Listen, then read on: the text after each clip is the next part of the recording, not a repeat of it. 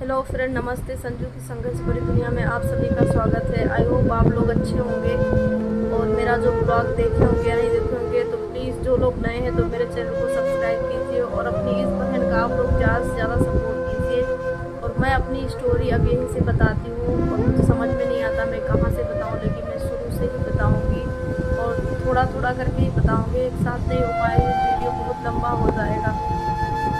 मेरा नाम तो जानते ही है, संजू नाम है और मेरे माँ बाप एक किसान थे और मैं और मेरा भाई और माँ बाप 4 परिवार, बहुत ही सुखी परिवार हमारा था। और मैं पढ़ाई लिखाई जिस तरह मेरे पापा नहीं किए थे तो हमारी पढ़ाई लिखाई भी खूब करवाए। मैं पढ़ रही थी 8वीं क्लास में, तभी जाके मेरी शादी कर दी है। बोले तो बाल विवाह एक तरह से उसे बोलते थे।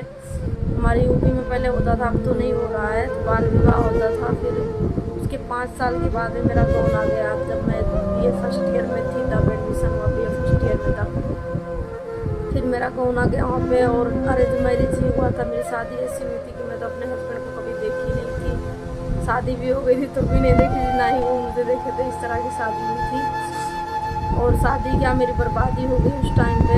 मेरे ससुराल में जाने के बाद में ऐसे ऐसे हादसे हो गए। मेरे कोने में ही पहला रात, जिसको सुहाग की रात लोग बोलते हैं, उसी रात में उनके घर में भैंस होती है वो चोरी हो गई थी। पूरा मातम जैसा घर हो गया था। मातम मना रहे थे उस दिन रात भर लोग। मेरी सास ससुर ननद चिल्ला चिल्ला के रो रहे थे। मेरे हस्बैंड पूरी रात बाहर थे।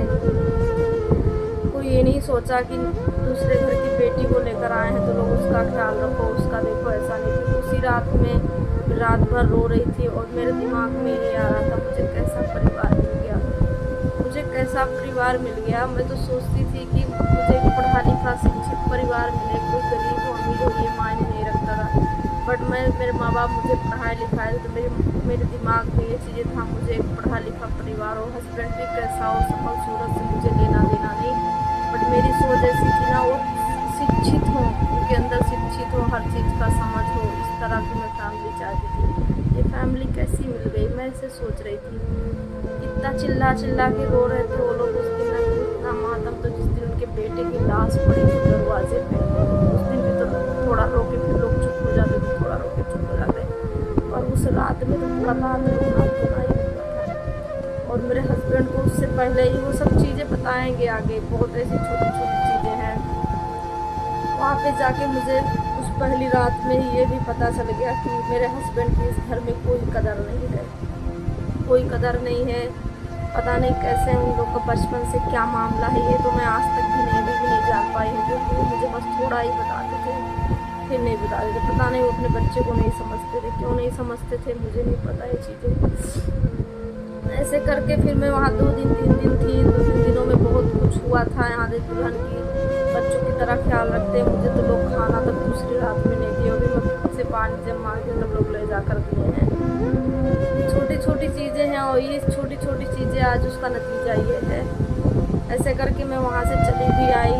ऐसे परिवार थे कि जो मुँह दिखाई रुपया पैसा होता है, सासू माँ ने ले लिया था 200 रुपये देकर मुझे यहाँ भेजी थी। वो मेरी दोस्त इस बात की गवाह है, वो जानती है, आशा नाम है उसका, सब चीज़ें जानती है। मैं वहाँ से चली यहाँ तक कि मेरे हस्बैंड इतना डरते थे अपनी फैमिली को।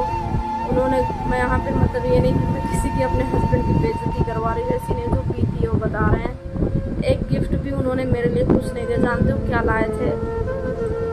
एक डायरी लेकर आए थे। इस टाइम में कहाँ दिखाऊँ, वो डायरी रखा है, कभी दिखाएंगे। और एक पेन, जानते हो, एक डायरी और एक पेन मेरे हस्बैंड ने मुझे सुहाग रात में गिफ्ट दिया था। और मैं बहुत खुश हुई थी। ऐसी बातें कि चुपके से दिए थे, चोरी से दिए थे कि किसी को पता ना चले। और नहीं तो मतलब वो इतना अपने परिवार से डरते थे ना। फिर सुबह में से उधर रखा था। और एक स्लीपर था, सैंडल मॉडल का था, बहुत ही अच्छा था। मैं हंस भी रही थी क्या बोलते लोग, आप मुझे चप्पल ही दे रहे हो क्या सुहाग रात में, मतलब गिफ्ट में। रात में तो ऐसा सब कुछ हो गया था, वो बाहर ही थे। सुबह के टाइम हमको मतलब दिए थे जिस दिन, नहीं जिस दिन हम आने वाले थे उसके तीसरे दिन। और रखा था मतलब उधर में। उनकी बहन देख ली तो उस टाइम पे उन्होंने ये भी बोला था, अरे तुम तो बोलते थे किसी दूसरे का इन्हीं के लिए लाए हो, मतलब ऐसी बातें बोले। तो ये सुन के बहुत अजीब लगा कि कैसी बहनें हैं ये, क्यों ऐसा बोलेंगे। आप अपने वाइफ के लिए इतना भी नहीं कर सकते हैं। कोई नहीं, मैं मतलब चली आई वहाँ से। 4 महीने 10 दिन के बाद होली पड़ी तो मेरी सास ने एक बार फ़ोन किया, माँ से बोला कि मेरे तो माँ माँ बोली रहने तो अभी बाद में भेज देंगे। खैर फिर उन्होंने नहीं किया। 4 महीना बाद उनकी बेटी का घूमना था। मेरे भाई बहन भाई दोनों साथ में पड़ा था।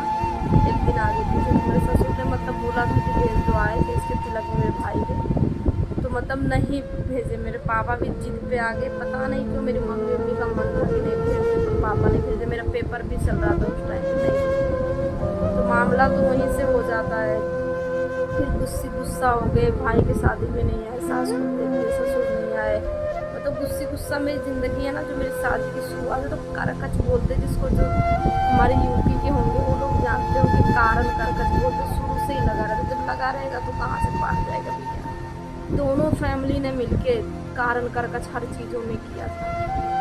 पापा ने ससुर ने मिलके, क्योंकि आन ने भेजे। मैं वही आज क्वेश्चन में करती हूँ ना दुनिया के सामने, मैं अपने बाप से भी अपने ससुर से भी कि जब तुम लोग को शादी ब्याह करने की बड़ी जल्दी थी, फिर जब आन ने भेजने की बात आती थी तो क्यों ऐसे हो जाते थे, क्यों ऐसे हो जाते थे। आज भगवान जी ने वही कर दिया कि लो जिंदगी भर बेटी को बिठाओ, तो अब क्या दिक्कत हो रही है सब लोगों को। खैर ऐसे करके नहीं भी। जब 4 महीना और बीता, तो 4 महीना बीता तो फिर मेरे ससुराल वालों का ही डिसीजन था कि मैं केरल चली जाऊँ। पहली बार तो कि उनके बेटे घर पर आएंगे तो भाई तो यहाँ पे मतलब जो कमाई है रुक जाएगी उनकी, तो फिर मुझे केरल भेज दिया गया। मैं केरल गई, वहाँ पे मैं 3 महीना थी। तो वहीं पे तो मेरे मन में वहीं से समझो कि सब कुछ चालू हुआ। नफरतें मेरे अंदर भी आ गई थी और उन लोग के अंदर भी आ गई थी। मैं खुद की बात बता रही हूँ, लोग के अंदर भाई क्या था नहीं जानती, पर मैं बीमार थी इतना ज़्यादा। वहाँ पे इन्फेक्शन हो गए थे, करीब 1 हफ्ता एडमिट थी। 3 हॉस्पिटल में मुझे बदला गया, बट मेरी सास ने मुझसे बात तक नहीं किया। और मेरी दोस्त गवाह है इस बात की, उसकी रिश्तेदार है एक जगह। तो जब पता चला इनको कि ऐसी हो गई है, तो कोई बाबा होते हैं जो झाड़ फूक करते हैं, वहाँ पे गई और बोली कि ऐसी बातें हैं और उसकी तबीयत नहीं ठीक हो रही है। तो वो बाबा पता नहीं क्या बोले उनको कि वो झुक के चलती है कि क्या चलती है ऐसे वैसे। मेरी सास है ना, हंसी लग रही उन लोग की बातें जब सोचती हूँ। तो मेरे हस्बैंड के पास फ़ोन की और बोली कि भैया उसे टीबी की बीमारी है और उससे दूर रहना। वो बाबा बता रहे थे कि वो झुक के चल रही है। और सच में मुझे मतलब क्या बोले, ऐसे करके मैं ठीक भी हो गई वहाँ से। फिर 3 महीना बाद मैं घर पे भी आई यहाँ, और वहाँ पे नहीं था। फिर जब यहाँ आई तो मैं पता चला कि मैं प्रेग्नेंट हूँ। मैं वहाँ से मायके में आई, यहाँ पे यहीं से गई थी, यहाँ आई तो प्रेग्नेंट थी। मेरा विराट पेट में था। फिर मेरा पेपर चल रहा था BA सेकेंड ईयर का, मेरा एग्ज़ाम वगैरह हो रहा था। 1-2 पेपर बचे थे। फिर मेरे हस्बैंड 1 महीना बाद वो ससुराल में आए केरल से। फिर मैं ससुराल में गई। बस वही 2 महीना है, बस यही 2 महीने में मेरे साथ जो हुआ था वहाँ पे हुआ। फिर मैं 2-3 दिन मुझे गए हो गया वहाँ पे। थोड़ा ठीक ठाक थे, लेकिन वो फैमिली थी जो मतलब पता नहीं क्यों उन लोगों की बहनें उतना नहीं कि मतलब जितना सोचती थी लोग मिल के रहेंगे, ऐसा कुछ नहीं था। मालूम नहीं क्यों। तो मैं प्रेग्नेंट थी, मेरा दवा माँ के यहाँ थी तो यहीं से चल रहा था। तो वहाँ गई तो भी मेरी दवाई ख़त्म हो गई, मुझे पलटियाँ बहुत होने लगी। फिर मेरे हस्बैंड बोले चलो दवा लाते हैं। तो मिशन से ला रहे थे, हॉस्पिटल है हमारे उत्तरोला में है। तो वहाँ हम तैयार हुए तो मेरी सासू माँ हैं वो भूसा ढो रही थी। बस यही मेरी ज़िंदगी में पहली बार मेरे घर में मेरे हस्बैंड से लड़ाई आई इसी बात को लेकर हुई। तो उनसे बोला गया कि मतलब हस्बैंड बोले कि चलो दवा लाना है इन्हें। तो बोले कि हम जाएंगे क्या, हम जा रहे हैं मतलब भूसा ढोने खेत में, एक काम करो चले जाओ। तो उसमें हम लोग भी सोचे कि सही बात है दवा ही लाना है, उसमें क्या ज़रूरत है किसी के वहाँ की। जिससे जाती तो बात अलग करो, मना कर तो कोई बात नहीं।